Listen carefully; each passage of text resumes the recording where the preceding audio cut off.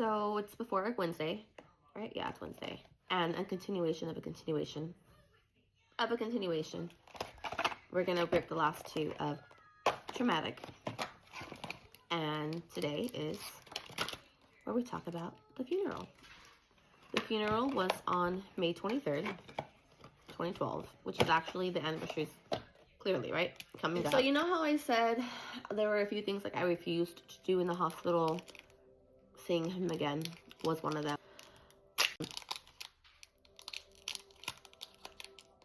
I had never been on the planning side of the funeral. I didn't know that you had a like pre-service viewing. So I got to see him before the funeral.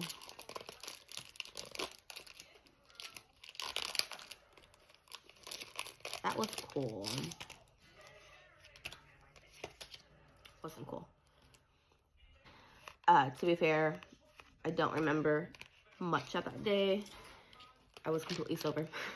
But my brain blocked a lot of it out for me. I'll insert a photo here actually in a minute. But like on the way to the funeral, Taylor and I were driving there and we were just making each other laugh. Like just really trying our hardest to get our minds off of like what was about to happen. After seeing him in his casket, that was just like the end for me. I was just like, I'm done. That's it. Let's just get to the plot and get this over with. And in planning and setting up the funeral, I had let them know, like, I don't want a service. I just want... Taylor was like, my grandfather really wants to, like, not do a service or a sermon, just kind of, like, say a few words of, like, thanking everyone for being there and all that. And I was like, no, it's not going to happen. I don't want anyone... I don't want it to happen. I want this to be over with already. I want to leave. Get me out of here. And he was really persistent. He was like, please, like, let him do this for us, please. And even in as much distress I was in, I had enough wherewithal to know, like, this is about him too. Like, he needs this. Okay. And Taylor's grandpa is such a humble, wise, wonderful gentleman. And, like, you just don't say no to him. So I was like, okay, fine. And when we went to go sit down, the funeral home gifted Taylor and I these little cards with Mason's little handprint on it. Oh my God, like as if I was already out of my mind to begin with. And it said on there, like, Mommy and Daddy, I'm sorry I had to go. And I was just, I honestly can't even tell you who went because my head was down the whole time. And I know people came up to me to give, like, their condolences. I can't tell you who did because I didn't look up. I knew Mason's casket was in front. And they're literally, because you know how family sits in the front row? I was in the back row. I just wanted to be left alone. I was like, just get it over with. I'm done. I need to leave. From my childhood, like one of my good friends. That's the one person I know for sure that was there. And then it ended. Taylor went to go drink with his best friend who moved to San Antonio like a few years later.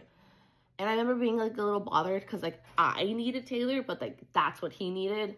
So I was like, fine, like go do what you have to do. So I sat in my parents' car afterwards because I guess they were just talking to everyone that were there. And I wanted to be alone.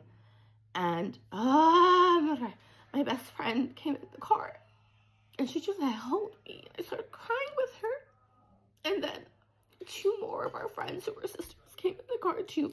I had no idea they were there when I tell you I was just looking down and minding my own business. They knew in that time because they know me. I don't share. I keep everything to myself. I mask. They knew that I needed them and they were there. So that was that day. So thankfully, that's it for Mason.